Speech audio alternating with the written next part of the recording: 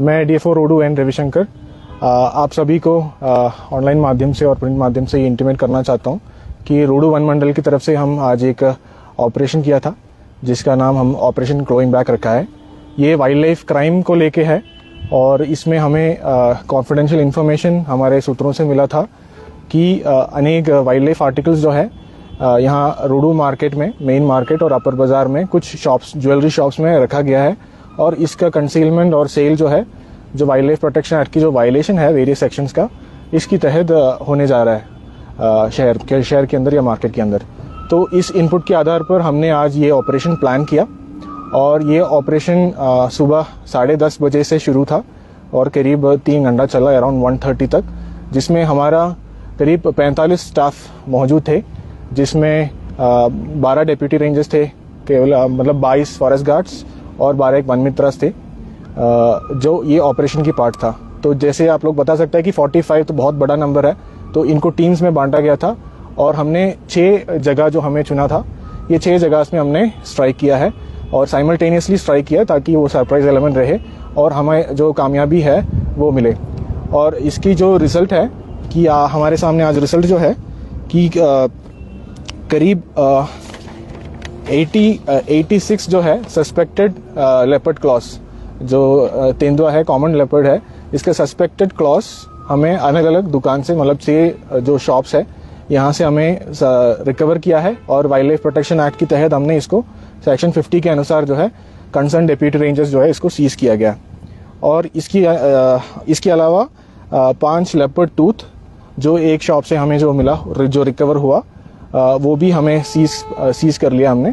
और इसके अलावा एक क्लॉ जो अननोन एनिमल का है वो भी यहाँ पे हमने सीज करके डिस्प्ले किया है।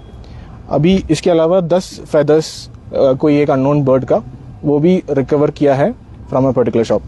तो ये total 86 suspected leopard claws, 5 leopard tooth suspected और 10 फेदर्स ऑफ अननोन बर्ड और एक अननोन एनिमल का क्लॉ, इतना रिकवरी हमने आज किया।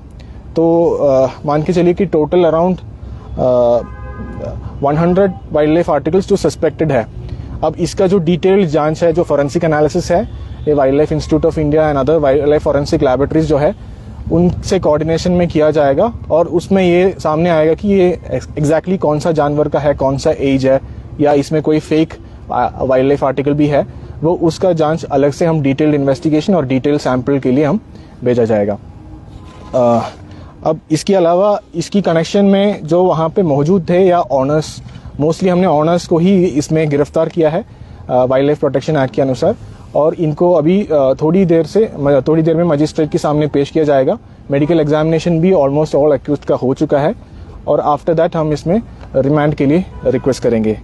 बाकी ये पूरा टीम है मेरे साथ जो है जिन्होंने ये ऑपरेशन किया है, इसमें सभी का जो कंट्रीब्यूशन है, योगदान है, भूमिका है, बहुत अहम रहा है।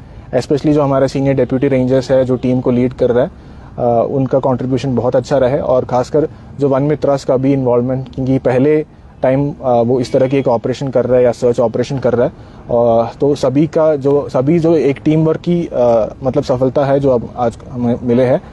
और इसके मतलब हमारा आग्रह ये है कि एक मैसेज चले जाएगा जो इस तरह की जो illegal sale of wildlife articles में जो मौजूद है, जो कंज्यूमर्स है, इसका जो सप्लायर्स है, हमारा कोशिश ये तो बस एक शुरुआत है और इसका ऑपरेशन का नाम इसलिए हमने क्लॉइंग बैक रखा है, एक फिगरेटिवली, बिकॉज मोस्ट इसमें लेपर्ड क्लॉ ही था एक तो, एंड ये तो एक शुरुआत है, मतलब it is a starting step. तो हम अभी बहुत कदम हम आगे चलना है क्योंकि वाइल्ड लाइफ कंजर्वेशन हमारा देश का एक महत्वपूर्ण ऑब्जेक्टिव है और इसमें बस एक ये शुरुआती कदम ही है।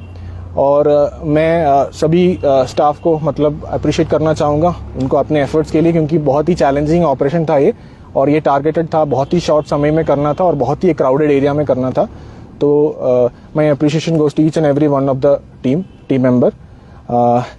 इसके अलावा बाकी जो इसका वायलेटेड सेक्शंस जो है वाइल्ड लाइफ प्रोटेक्शन एक्ट का, section 42A, section 44 and section 49B, जो प्रोहिबिट करता है trading and supply of illegal wildlife articles, तो इसके अनुसार अभी कार्रवाई चलेंगे।